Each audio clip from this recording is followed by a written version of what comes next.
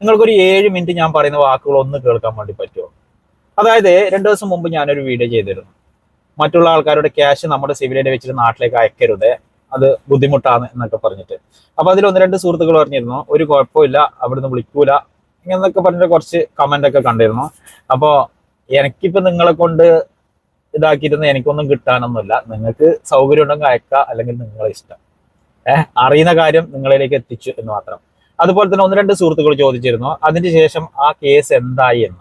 ആളെ സെൻട്രൽ ബാങ്കിൽ നിന്ന് വിളിച്ചിട്ട് അവിടെ പോയിട്ട് നമ്മൾ കഫീലിനെ പോകാൻ വേണ്ടിയിട്ട് പറഞ്ഞു. 20-ാം നമ്പർ വിസയായിരുന്നു. സ്പോൺസറോട് പോയി, സ്പോൺസർ പോയിട്ട് ആ കേസ് കോടതിയിലേക്ക് റെഫർ ചെയ്തിട്ടുണ്ട്. ബാക്കിയുള്ള കാര്യങ്ങൾ അറിവായിട്ടില്ല. അതിന്റെ വ്യക്തമായിട്ടുള്ള ഡീറ്റെയിൽസ് കിട്ടിയിട്ടാകുമ്പോൾ ഞാൻ നിങ്ങളെ വീഡിയോ വഴി അറിയിക്കുന്നതായിരിക്കും. ഞാൻ എപ്പോഴും വീഡിയോയിൽ പറയാറുണ്ട് യാതൊരുവിധ ലിങ്കോ കാര്യങ്ങളോ ഓപ്പൺ ചെയ്യരുത് എന്നൊക്കെ പറഞ്ഞ് ഞാൻ വീഡിയോ ചെയ്തിട്ടുണ്ട്. അതായത് ഫേസ്ബുക്കിൽ വാട്സപ്പിലൊക്കെ സാധാരണ നമ്മളൊരു പോസ്റ്റ് കാണാറുണ്ട്, മൊബൈൽ ഉണ്ടാൽ മതി, ഓൺലൈൻ വഴി വീട്ടിൽ നിന്ന് പൈസ ഉണ്ടാക്കുക, അങ്ങനെ ഇങ്ങനെയൊക്കെ പറഞ്ഞിട്ട്. ഞാൻ കേൾപ്പിക്കുന്ന ഈ ഒരു വാക്കുകൾ നിങ്ങളൊന്ന് കേട്ടു നോക്കി. ഇത് ദുബായിൽ നടന്ന സംഭവമാണ്. ഈ വോയിസ് ഒന്ന് കംപ്ലീറ്റ് കേൾക്കണേ. നമുക്ക് വേണ്ടപ്പെട്ടവരെ ബന്ധപ്പെട്ടവരെ ഏതെങ്കിലും ട്രാപ്പ് കുടുങ്ങുമ്പോഴാണ് നമുക്ക് അതിന്റെ വിഷമത മനസ്സിലാവുക. ഇത് നമുക്ക് ഇടയിൽ സംഭവിച്ച ഞങ്ങളുടെ കൂടെ ജോലി ചെയ്യുന്ന വ്യക്തിക്ക് കഴിഞ്ഞ ആഴ്ച സംഭവിച്ച കാര്യമാണ്, ഡയറക്റ്റ് അനുഭവിച്ച കാര്യമാണ് ഞങ്ങൾക്ക് പറഞ്ഞുകൊണ്ടിരിക്കുന്നത്. ഋഷി കഴിഞ്ഞ ആഴ്ച കണ്ണൂരിൽ നിന്ന് ദുബായ് വിമാനത്താവളത്തിൽ ഇറങ്ങി. പിന്നെ പ്രത്യക്ഷമായി എവിടെ നിന്നുള്ളൊരു വിവരമില്ല. അങ്ങനെ അവസാനം അന്വേഷിച്ചപ്പോഴാണ് കിട്ടിയത് ദുബായ് ജയിലിലാണല്ലോ. അപ്പൊ ദുബായ് ജയിലും എങ്ങനെ എത്തിപ്പെട്ട് ഒരു കുറ്റം ചെയ്യുന്ന ആളോ ഒരു മോശം അവസ്ഥയുള്ള ഒരു വ്യക്തിയോ മോശം ശീലമുള്ള വ്യക്തിയൊന്നുമില്ല. പിന്നെ എങ്ങനെ ദുബായ് ജയിലിലാകപ്പെട്ട് നമുക്കൊന്നും മനസ്സിലാകുന്നില്ല. ഞങ്ങളെ വിളിച്ചു, ഞങ്ങളൊരു പോലീസ് സ്റ്റേഷനുമായിട്ട് ബന്ധപ്പെട്ട് സ്റ്റേഷനിൽ എൻക്വയറി ചെയ്ത് താൽക്കാലികമായിട്ട് മൂപ്പർക്ക് ജാമ്യം എടുത്തു. മറ്റേ കേസ് ഈ മാസം എൻഡോടെയാണ് നടക്കുക. മൂപ്പര് ഒരു വലിയ ശതമാനം ആജീവനാന്തപുരത്തെ ജയിലിലുണ്ടാവും. അതിന്റെ എന്താ സംഭവിച്ചെന്നുള്ള അതിന്റെ പിക്ചറിലേക്ക് ജാമ്യം എടുത്തിട്ട് എന്നിട്ട് കേസ് ഡയറിയൊക്കെ വായിക്കുമ്പോഴാണ് മനസ്സിലായത് മൂപ്പര് യുഎയിൽ ഏറ്റവും വലിയ ക്രിമിനൽ ആയിരുന്നു. ഇങ്ങനെ സാമ്പത്തിക തട്ടിപ്പിൽ ഏറ്റവും വലിയ ഒരു ക്രിമിനൽ ആയിട്ടാണ് ഇവിടെ റെക്കോർഡ്സിലുള്ളത്. കാരണം പല ആളുകൾ നമ്മൾ ഓൺലൈൻ തട്ടിപ്പിൽ പൈസ തട്ടിയെടുക്കൂലേ, മലയാള ബാങ്കിൽ നിന്ന് അങ്ങനെ തട്ടിപ്പിള്ള കണ്ണിയാണ് അവിടെ. ഇയാൾക്കൊന്നും അറിയില്ല ഇയാളെന്ന് സംഭവിച്ചെന്ന് വെച്ചാൽ ഇയാളൊരു പാവായിരുന്നു, സാമ്പത്തിക ബുദ്ധിമുട്ടും കാര്യങ്ങളുണ്ടായിരുന്നു. അപ്പൊ ഇപ്പൊ പലയിടത്തും ഇങ്ങനെ കാണാറുണ്ട്, പല വീട്ടമ്മമാർ മെച്ചപ്പെട്ടു പോകുന്ന സാഹചര്യം കാണാറുണ്ട്. നാട്ടിലായാലും എവിടെയായാലും നിങ്ങൾക്ക് വീട്ടിലിരുന്നു കൊണ്ട് വെറുതെ ജോലി ചെയ്യാം എന്നിങ്ങനെ പറയുമ്പോൾ പെട്ടെന്ന് ഒരുപാട് പഠനമൊക്കെ കഴിഞ്ഞിട്ട് വെറുതെ വീട്ടിലിരിക്കുന്നതായി എനിക്കൊരു ജോലിയൊന്നുമില്ല, എന്തെങ്കിലും ഒരു ജോലി എന്നാ കിട്ടട്ടെ വിചാരിച്ചിട്ട് പെട്ടെന്ന് വിചാരിക്കാതെ ലിങ്കിൽ ക്ലിക്ക് ചെയ്യും, അല്ലെങ്കിൽ അവർ പറയുന്ന പ്രകാരം ചെയ്യും. അതേപോലെ ഒരു സംഭവം സംഭവിക്കണം. കുറെ ആള് സ്ഥാപനത്തിൽ ജോലി ചെയ്തുകൊണ്ടിരിക്കുമ്പോൾ ഇവര് പറഞ്ഞതെന്ന് വെച്ച് കഴിഞ്ഞാല് നമ്മളൊരു ഇൻവെസ്റ്റിംഗ് കമ്പനിയാണ്. പിന്നെ ഒന്ന് രണ്ട് കാര്യങ്ങൾ പറഞ്ഞു.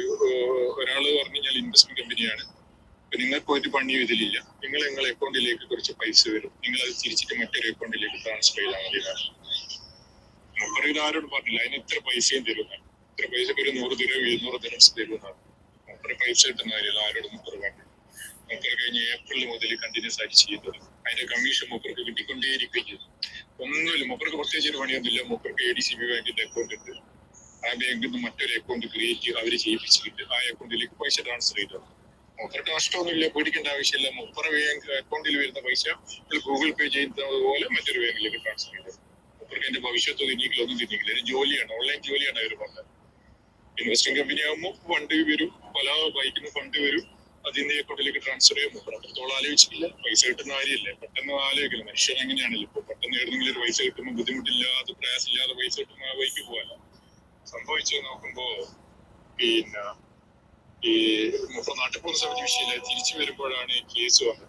ഇതെന്നാ സംഭവിക്കുന്നത് വെച്ച് കഴിഞ്ഞാൽ ഇത് തട്ടിപ്പ് സംഘമായിട്ട് ഇവരെന്താ ചെയ്യുന്ന വെച്ചാൽ പല ബാങ്കിൽ നിന്നും നമ്മൾ OTP ഉപയോഗിച്ച് നാട്ടിൽ നിന്ന് പൈസ തട്ടുന്നില്ലേ, അതേപോലെ ആളുകളുടെ അക്കൗണ്ടിൽ നിന്ന് പൈസ തട്ടിയിട്ട് ഇവന്റെ അക്കൗണ്ടിലേക്ക് ട്രാൻസ്ഫർ ചെയ്യും. അത് ഇവർക്ക് മനസ്സിലായിട്ടില്ല. ഇവന്റെ അക്കൗണ്ടിൽ പൈസ ട്രാൻസ്ഫർ ചെയ്തിട്ട് ഇവനോട് പറയും അതിന്റെ ഒരു കമ്മീഷൻ വെച്ച് ബാക്കി പൈസ പുറത്തു കളയും. കറക്റ്റ് പറഞ്ഞെങ്കിലേ ഓൺലൈൻ തട്ടിപ്പ് എന്ന് വെച്ചെങ്കില് ഇപ്പൊ സാധാരണ നമുക്ക് ഒരു കോൾ വരാറില്ല, ഞാൻ പോലീസാണ്, അങ്ങനെയാണെങ്കിൽ ഞങ്ങൾ സിവിൽ ഐഡി കാണിക്ക്, ബാങ്ക് നമ്പർ കാണിക്ക് എന്നൊക്കെ പറഞ്ഞിട്ടില്ല. പിന്നെ മൊബൈലിലേക്ക് OTP വന്നിട്ട് അത് പറഞ്ഞതാ എന്നൊക്കെ പറഞ്ഞിട്ടില്ല. അപ്പോൾ അങ്ങനെ മറ്റുള്ള ആളുടെ ബാങ്കിൽ നിന്നും ഓൺലൈൻ വഴി പൈസ അടിച്ചു മാറ്റിയിട്ട് നമ്മളുടെ അക്കൗണ്ടിലേക്ക് അത് ട്രാൻസ്ഫർ ചെയ്യും. ആ ചെയ്തതിന്റെ ശേഷം നമ്മളെ അക്കൗണ്ടിൽ നിന്ന് ഇവർ തരുന്ന അക്കൗണ്ടിലേക്ക് അത് ഡിജിറ്റൽ കറൻസി ആയിട്ട്, അത് ക്രിപ്റ്റോ അങ്ങനെയുള്ള സംഭവങ്ങൾ കുറെ ഉണ്ടല്ലോ, അതിലേക്ക് നമ്മൾ ട്രാൻസ്ഫർ ചെയ്തിട്ട് കൊടുക്കുന്നത്. അപ്പൊ ആ ഒരു അക്കൗണ്ടിന് തലയും പാലൊന്നും ഉണ്ടാവില്ല. ഡിജിറ്റല് കറൻസി അങ്ങോട്ട് കൈമാറുന്നതിന് അത് ഇപ്പൊ ഗൾഫിലൊന്നും ആയിരിക്കൂല, അത് യൂറോപ്പോ അല്ലെങ്കിൽ മറ്റുള്ള ആഫ്രിക്കൻ രാജ്യങ്ങളോ അങ്ങോട്ടോ ഇങ്ങോട്ടോ ആയിരിക്കാം. അതിനങ്ങനെ പിടിക്കാനൊന്നും കിട്ടത്തില്ല. പക്ഷെ ഇവിടെ കുടുങ്ങുന്ന ആര്? നമ്മളെ അക്കൗണ്ടിലേക്കാണ് അടിച്ചു മാറ്റിയ പൈസ വന്നിട്ടുള്ളത്. അപ്പൊ അകത്താണത് നമ്മളാണ്. അപ്പൊ എന്റെ പ്രിയപ്പെട്ട സുഹൃത്തുക്കളോട് പറയാനുള്ളത്, നമ്മൾ ഇങ്ങനെ ഈ വീട്ടിലിരുന്ന് ജോലി ചെയ്തിട്ട് ഓൺലൈൻ വഴി ഉണ്ടാക്കുക എന്നൊക്കെ പറഞ്ഞിട്ട് കുറെ പരസ്യങ്ങളും കാര്യങ്ങളൊക്കെ കാണുന്നില്ലേ, അതിലൊന്നും പോയി തല വെക്കരുത്. ഇത് ഇവിടെ മാത്രമല്ല, നാട്ടിലും ഇത് നടക്കുന്നുണ്ട്. അപ്പോ ഇവിടെ സാമ്പത്തികമായിട്ട് ഇടപെടുമ്പോ ഒക്കെ വളരെ ശ്രദ്ധിക്കേണ്ടതുണ്ട്. ചെറിയ ഒരു ലാഭത്തിന് വേണ്ടിയിട്ട് ജീവിതം തന്നെ കളയരുത്. അപ്പൊ സുഹൃത്തുക്കളെ, ഈ ഒരു ഇൻഫർമേഷൻ നിങ്ങൾക്ക് ഉപകാരപ്പെടുമെന്ന് തോന്നുന്നുണ്ടെങ്കിൽ മറ്റുള്ളവർക്ക് ഷെയർ ചെയ്തെത്തിച്ചു കൊടുക്കുക. നമുക്ക് നല്ലൊരു വീഡിയോ ആയി വരുന്നവരെ എല്ലാവരുടെ നന്ദി, നമസ്കാരം.